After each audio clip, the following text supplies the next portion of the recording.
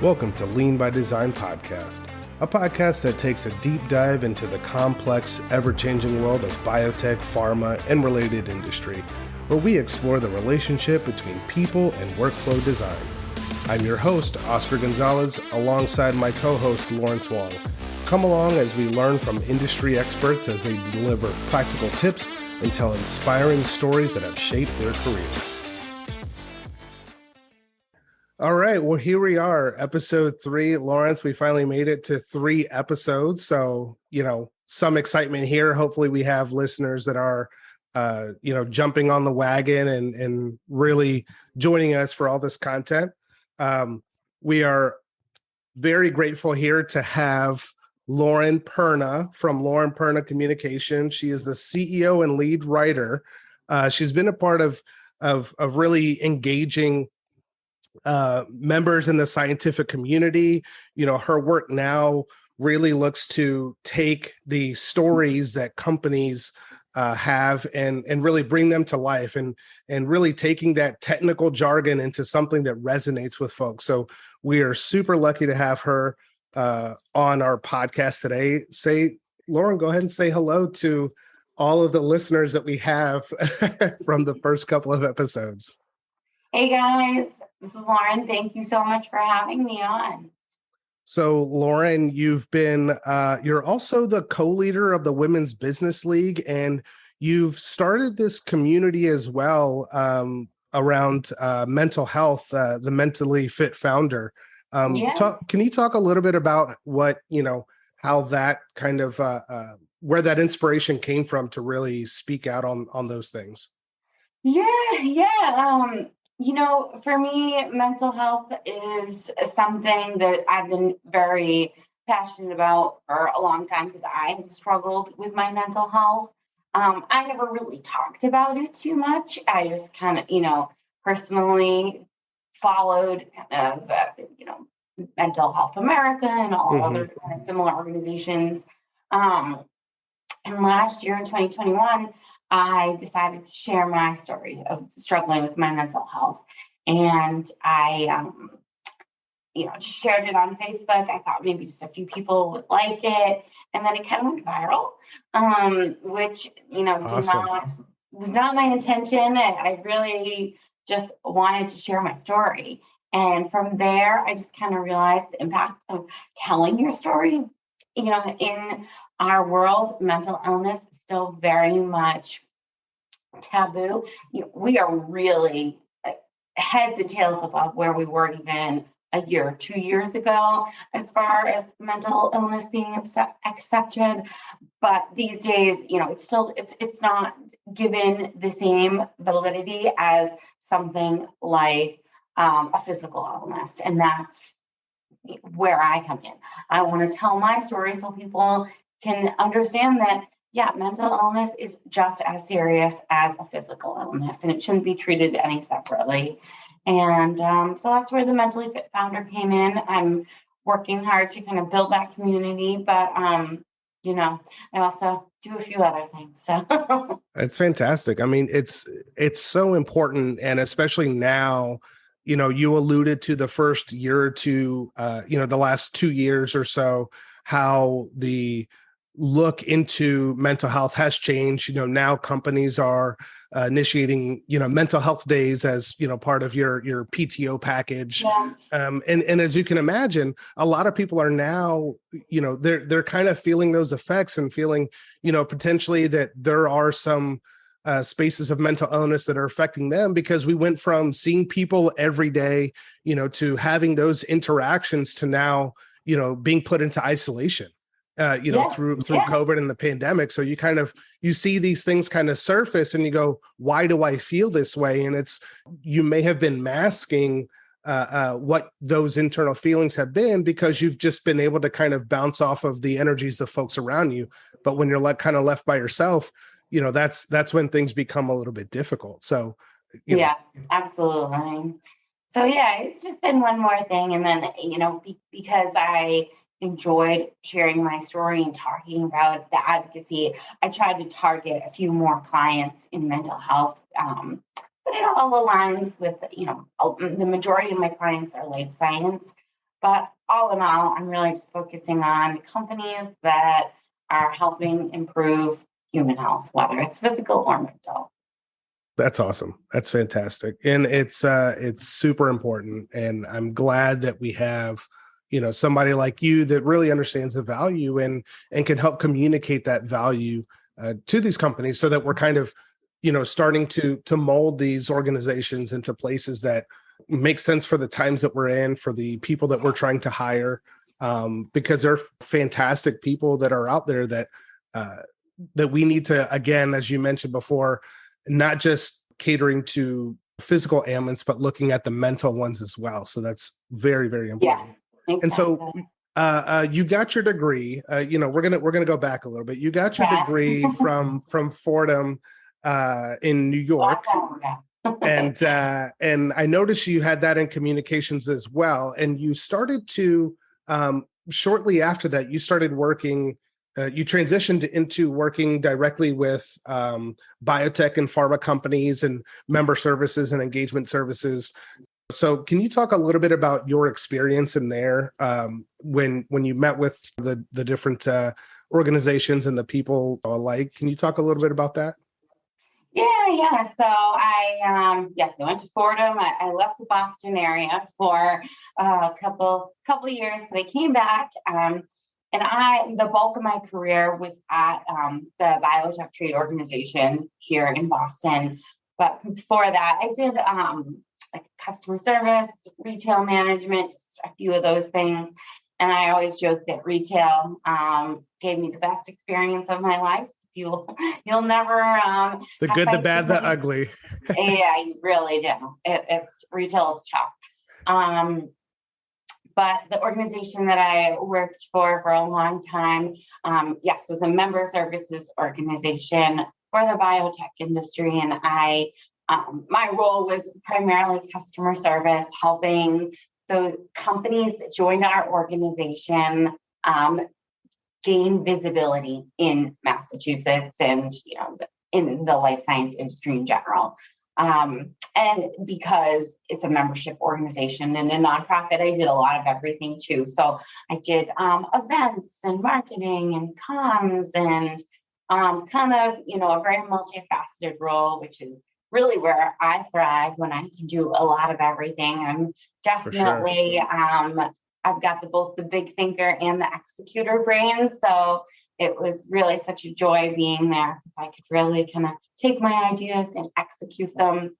But, the true story is that when I got the job at MassBio, I didn't even know what biotech was. I had to look it up. So, and I also got the job on Craigslist. So it tells you it was a long time ago. I was curious about that transition. Did you always have science in your background or kind of, something that you found interest in? Yeah, definitely. It's funny. I remember in high school, I was trying to decide whether I wanted to go into communications or science. But ultimately, in my heart, I'm a writer. So I knew I wanted to communicate. So that's why, the job was a perfect fit because I could, tell stories, connect with people, and the focus is, human health. So it was, it always felt very natural to me. So when I started, over a decade ago, a long time ago, I didn't know anything about biotech. And the organization was fairly small. And by the time I left 9 years later, the organization had really tripled. And obviously, I was very entrenched in the life science industry. And I learned a lot. I knew a lot of lifelong learners. So I really just kind of dug in. And the thing too is because I was working so hand in hand with these companies, I had to know what they did. I had to understand. So, sure. so now here I am. And that's that's ultimately how we ended up meeting each other because, once I found out that one of the organizations that I worked for was also a member, I said, well, let me go ahead and see how many people around here in our company would go to these events. And I found out that we were a company of, eventually we got to around 400 and no one was going to these events. And I would see coming in through email, Celtics game, Red Sox game, Bruins game, and what have you. And so every time I joined all of these activities, Lauren was right there front and center. I'm like, hey, Lauren, again, like, this is awesome. So it was, that's kind of how Lauren and I ended up connecting and just seeing just really how jovial of a person you were. And it was such an easy conversation. And believe me when I say this, you could have had zero knowledge of science and I totally would not have even picked up on it. So, you definitely were definitely talking the talk and walking the walk. So I definitely enjoyed, being able to attend these networking events. Yeah, that was, the company had always done networking, but I could just tell that there was a hunger for that type of interaction in the life science community, especially from people kind of in our age group that maybe, had just moved to Boston too. A lot of people in the life science industry are not from here originally. That was kind of like what I was hearing a lot. And they're also, not the most outgoing people. So I thought that if we could do things with like an activity with like, a Celtics game or a Red Sox game, that would really be a nice icebreaker rather than having 50 people standing in a room with a drink trying to figure out who should talk first. Absolutely. Those worked out really, really well. They were just so fun. Absolutely. Networking can be kind of tough because, I know my father, we had my father received an award as a Hispanic in science and engineering. And I went to this event and this was in LA. And he had mentioned that, there's this little networking event for all the recipients. And my father, who had worked for NASA for 40 years, had never gone to any kind of networking event. So he, as humble as he is, I mean, he's a very humble person.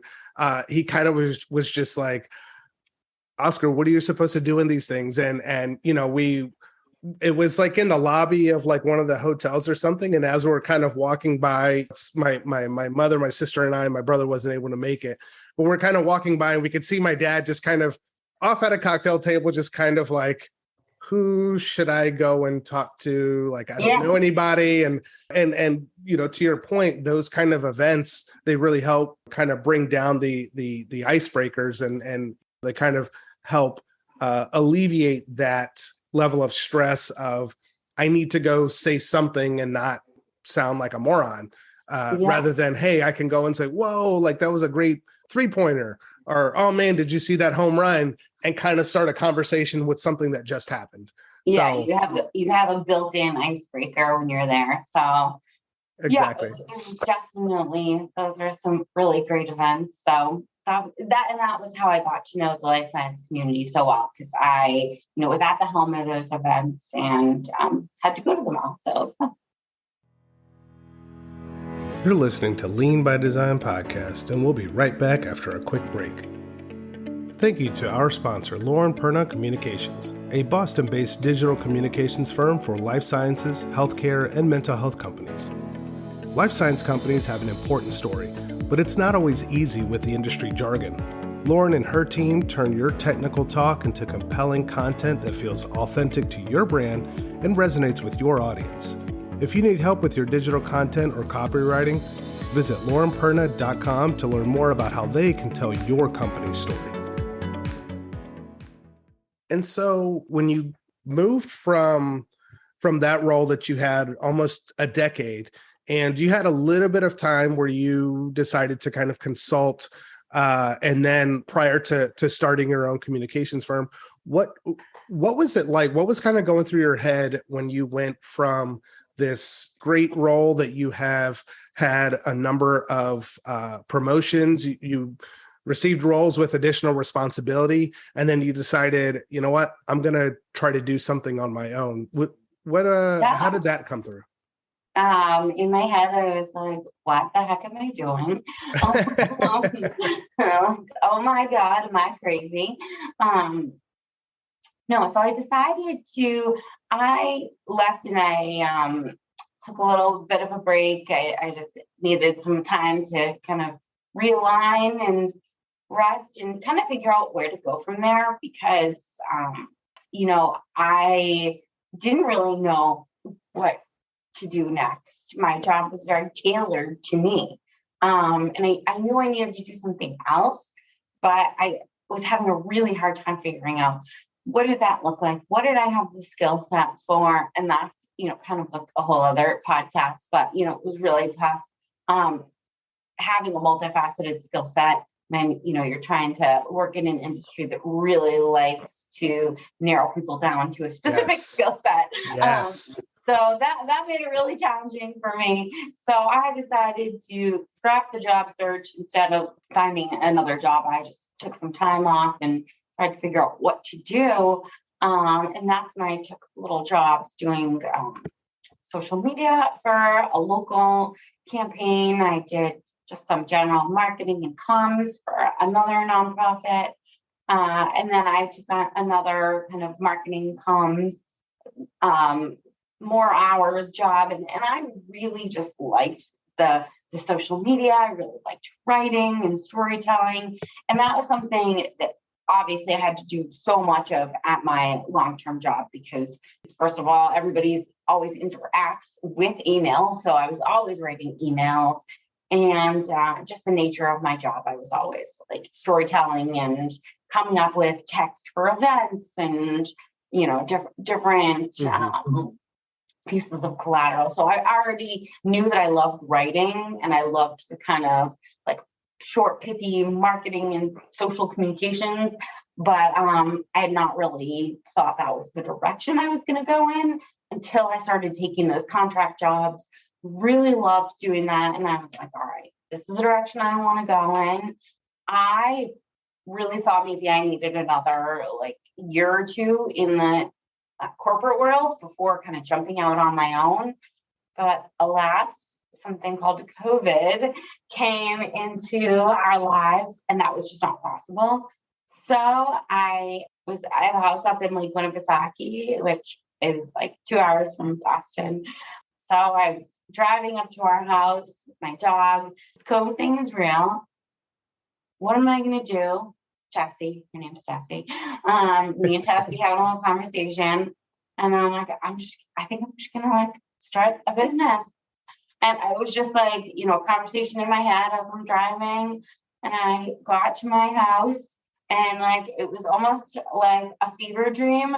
I like bought LaurenPerna.com like in the middle of the night, like, and I was like, all right, I'm doing it. And I have to say though, my husband is also self-employed. We have a property that he manages our property. So that's his job. So the whole time I've seen him kind of be his own boss, do his own thing, be able to just, kind of jump in the car and go as he pleases. So that always really appealed to me, especially since we have a house somewhere else, not to be tied to a desk. So it's not like this was like out of left field. I had been like seeing him succeed and like really, wanting that life. My dad owned his own business for 40 years. So it's already in my blood. I just really didn't think that I was ready. I think that's the biggest, difference is that I didn't have like a plan or anything like that. I was just like this fever dream, just bought LaurenPerna.com and then just kind of went from there. And the business is definitely like ebbed and flowed. When I first started, I really was like, oh, I'm just going to help like small business. If there's some life science, great. But then small business, as we were talking about before this call, don't have a lot of money. So, it was a harder pitch to pitch my services. So then I went back to the life science world where I knew I could really sell the value of my services. And, the companies that are in a more, mid-stage would be willing to pay because they do need someone to tell their story. And they do need someone that can turn that technical text into 260 characters. And that's definitely where I shine. So that was definitely an easier sell than like the mom and pop shops I was targeting initially. Yeah, it's what you're describing, I think, is something that a lot of us had gone through, and we had this idea for our company as well, and we kind of went through these same things. And I think what you're describing is a little bit of imposter syndrome, which I've been guilty of myself, where you have 10 years here and your stuff, but like you said, position was somewhat tailored to you. So now you're thinking, okay, well, how do I apply this to other spaces? Because this job was made because I can be effective in this space. So how do I apply that to another job that perhaps that description is not, say, Lauren Perna? How do I translate that? And kudos to you to having this drive. And dare I say, was it when you were driving and seeing the leaves change, you realized it was change for yourself? Is that kind of the revelation that happened? I actually think it was in the spring. Okay, but, okay. Maybe the flowers were blooming or something like Perfect. that. Yes, new growth. Growth. Yeah. Well, it's such a really important part of, I think, our development as experts in our own right, to eventually feel and understand and say, what, like, I don't know everything that's about to happen, but I do know that I can really deliver something that people need. And I think once you caught that of, I need to do this in the life sciences, I have no doubt in my mind that people are going to start to see the value there. And, we've felt the value already just in the conversations that we've had in how to focus our message and how to really, kind of bring in other ancillary industries without kind of looking too broad. And so, thank you for giving us those little nuggets just in our conversation. Yeah, no worries. Happy to help. You've gone from, working in communications, working in, member services, doing the retail thing, which we can probably have a full episode on talking retail. I almost wanted to write a book on my retail experiences. Oh my gosh. Where did you work? Oh, I worked, I actually worked for T-Mobile for a couple of years. I worked at Men's Warehouse. You'll like the way you look, I guarantee it. Even when so let me just say this. No one is ever super excited about their cell phone company or plan. So when you're working in the store, it's almost like 90% of the people that walk through that door, they are angry about something. And because you are wearing that magenta shirt, you are the one that we are going to attack because I need you to fix this, even though the only thing we can do is what the computer screen tells us we can do. So we've had there's a lot of, I had spent hours with customers, and that's a commission paid job. So you're trying to help people out and move on to the next, There had been instances where I spent 2 to 3 hours because they did not want to break that connection. They wanted to continue, whatever conversation or whatever they believed was an issue that technically wasn't an issue. So it was a wild experience. But my first one was actually, I worked inside of a Bass Pro Shop selling vacations for a timeshare company. So I basically was what everybody hated. Yeah. Oh my gosh. And now I hear ads on the radio for like lawyers to help people get out of those timeshares. Yeah. So I was that one. Hey, it was a cheap vacation and you get some vouchers. But yeah, you have to sit over here and they're probably going to push you to buy a timeshare. But I know that we can get into that. And probably a whole nother episode of just the retail life. So it was a good experience. It taught you a lot of patience. And, I think that goes a long way in a lot of different industries, whether it's working with customers or even working with coworkers, that not everybody is going to receive communications the same way. And I'm preaching to the choir here Yeah. because one of the things that I do a couple of talks. I do a couple at Northeastern twice a year, and as I'm presenting and I'm talking to them, one of the things that I tell them is that you really need to understand who your audience is. Because if you're talking to your team, if you're talking to a different department, if you're presenting at a conference, understand who those people are, because the way you communicate to them has to change according to who your audience is. And I'm sure that you've seen, a lot of that where you're reading copy that somebody has prepared, and it's like, it sounds like your audience is over there and not your customers. You need to kind of, so I imagine you're seeing that quite a bit. Yeah, that's a huge part of what I do, is help people, kind of turn their copy into something that someone will read through the screen and resonate with. A lot of times, especially in our industry, but it's not unique to life science. What happens is a lot of people just take, the message and just put it out there. Like they give you the facts, but that's very boring. And you have like 5 seconds to get someone's attention on, especially if we're talking about something like LinkedIn or Twitter, any social media platform. People are just scrolling. So if you are just regurgitating, like, here's our services, that's not going to get anybody to stop the scroll. So you really want to, why would someone care about your services? What, are you appealing to? What kind of inner fear do these people have that your solution is helping? And how can you appeal to that in 5 seconds? It's not an easy task, but I think once you kind of understand what's at the heart of the story, is a company, in your guys' case, really at the end of the day, your audience is, just wants to operate as efficiently as possible so they can get drugs to patients as fast as possible.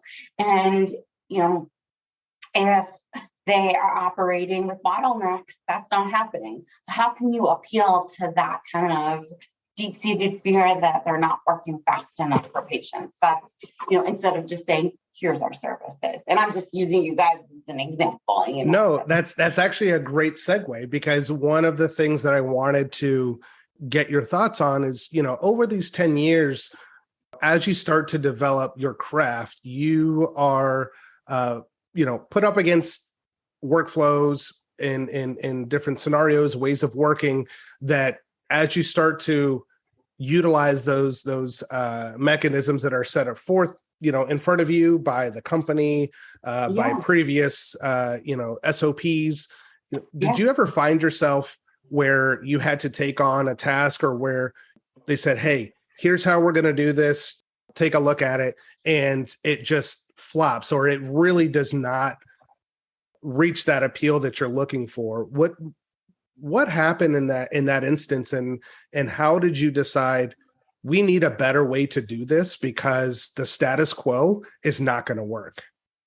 Yeah. So I think for my organization was a nonprofit, and with any nonprofit, you're always, trying to maximize with a minimal budget. That's the nature of a nonprofit, unless you're a national organization, and even then. So there's always kind of opportunities to improve workflow, to improve processes. And if you had the biggest budget in the world, you probably could solve those problems in an instant. But when you don't have a large budget, you're trying to solve those issues creatively. Yeah. So that's what I always did, was really try and figure out how can we take these workflow issues and solve them with the existing tools that we have, like Excel, or we had a couple of different programs. So, and I've done a lot of work over the years, not just for MassBio, but also other nonprofits. I'm on a couple of boards and have been in the past. And that's a common theme through nonprofit. And I think that really resonates with the life science industry, because in the beginning, when you first have your first few rounds of funding, you don't have the budget to, purchase a huge enterprise project management system. You don't have the budget. You have to take every dollar you receive and put it to the science. So, and as far in the nonprofit world, you have to take every dollar you receive and put it towards your goal, whether that is consumers or advocacy or whatnot.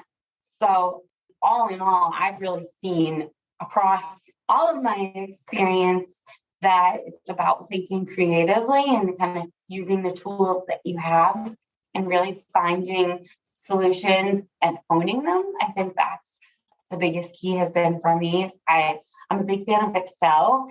So a lot of the procedures that weren't in place, I implemented in Excel. I think that's an easy, quick solution, especially for a nonprofit or a life science company with no, in the early stages, really tracking everything in Excel and making sure that everybody has access to the document and is keeping tabs on, whether it's a project or certain SOPs. Or team members or something, as simple as who's on the team and what's their birthday. Those are small things that can get lost in a small company when there is no one tracking it and there is no HR person or whatnot. No process. So for me, it's always about putting those processes into Excel or at the bare minimum, a Word document where everyone can have access to it on a shared drive. And those things may sound simple to you or me or people listening, but when you're in the moment and you're, doing the actual function, whether it's the science or the interaction with, your cause, those things get lost because you're so focused on the mission at hand. And, I know that because I've not just my career, but like I said, I've done a lot of work with nonprofits over the years. And that's the one thing that I see through and through is that people are so deeply passionate that kind of the workflow gets lost. And I mean, you're bringing up a good point, because I think what I find is that when we're put up against a clock, hey, we have a deadline. Hey, we have a goal to meet. It's the end of the quarter, what have you. And we're looking at these massive amounts of information that we either need to collate or we need to kind of parse out or filter through. The initial gut instinct is more of a defensive mechanism. I'm going to do the way that I know how to do it, even if that is a very costly time costly way of doing things, rather than saying, let me take, a half an hour and try to look at everything that I have to do and try to find the best opportunity to bring these things in together so it's more efficient. Get that kind of like, this is what I have to do. And then you find people, opening document after document, looking for one specific piece of information rather than trying to find another way around it. And to your point, what you were saying earlier is, it's so important to have somebody to own that process, to own the curation of it, because just saying, hey, here's something new, you guys just fill in information whenever you get a chance, that's not going to be enough. Like you said, when you're promoting, communicating, you have about 5 seconds to convince somebody that this new thing that you're now making them do is going to benefit them more than what they were doing previously. Yeah, absolutely. It's definitely true. You're listening to Lean by Design podcast, and we'll be right back after a quick break. Do you suspect your life sciences company could do things more efficiently? Maybe you're seeing costly workflow issues, or maybe the work feels more difficult to perform than necessary, affecting team morale. If any of this resonates, reach out to the team at Sigma Lab Consulting for a free consultation on how we can develop and launch a custom solution fit for your team. Our consultants will build a custom workflow solution for your team to reach peak efficiency. Find out more at www.sigmalabconsulting.com. we are running down on time. And so, Lauren, it has been a great time catching up. I always love catching up and having conversations. Is there anything you would like to leave our listeners with before you go? Yeah. So this has been my lesson this year. This has been ask for help. Because when it comes to workflow and when you are an entrepreneur or self-employed or small business, your instinct can be to just do it yourself, to save money, to save time, because it's, for me, I think, oh, this is my baby. Like, I want to do it my way. But that right there is a workflow gap. That is going to create a big bottleneck. And that's something that I've had to really come to terms with this year, is that I'm only going to get so far if I don't ask for help. And, I'm not going to be able to processes into place if I don't have anyone helping me. So that's, it's still a lesson I'm learning. So maybe I'm telling myself the lesson too, but for everyone listening, it's definitely, do not be afraid to ask for help. And I think that's, not easy for anybody. Maybe other people have the ability to accept help more, but if I know people in this industry, I know it sometimes can feel like, I just got to do it myself, especially if you have amazing therapy. Sometimes it can be hard to let people in when you have something really exciting technology, therapy, medicine, but you got to ask for help. Well, there you go, folks. Ask for help, especially in this entrepreneurial space. And I'm right there with you, Lauren. Lawrence and I, we have a coach that we meet with, monthly, and we bounce off ideas, and it's been eternally helpful. We've been working with them for, I think we're approaching a year now, and just, even being able to bounce these ideas that we have where, we're able to kind of get these questions, answered in a way that is not, pushing anything into our space, where we are the ones that have the creative freedom to come up with the answers. And so it's been, eternally grateful. And I think we can all, not only in our professional careers, but in our personal careers, really, develop that ability to ask for help and not feel that we are some sort of failure because we didn't do it alone. So exactly. And that's, I think that's what it boils down to. It's definitely nothing to do with you or a reflection on your abilities. It's just about bandwidth, Exactly. And your mental health. Exactly. So yes, and that's why I always leave people with that. As far as mental health goes, you are never alone. So be sure to know that, and anyone can always reach out to me. So. Ask for help. Well, there you have it, folks. Lauren Perna of Lauren Perna Communications. Thank you so much for joining us today. Thank you, guys. Absolute pleasure. And we'll catch you next time. You've been listening to the Lean by Design podcast. Music by Alex Grohl and Anton Vlasov of Pixabay. Produced by Michelle Gonzalez. Hosted by Oscar Gonzalez and Lawrence Wong of Sigma Lab Consulting. Thank you for listening. Until next time, stay curious. Thank you for joining us today. Want to get updates on new episodes, tips, and industry trends? Hit the subscribe button on our podcast page, or head to our website and sign up for our newsletter. If you want to support the show or be a guest, send us an email at leanbydesign@sigmalabconsulting.com with your idea. Where's my mouse?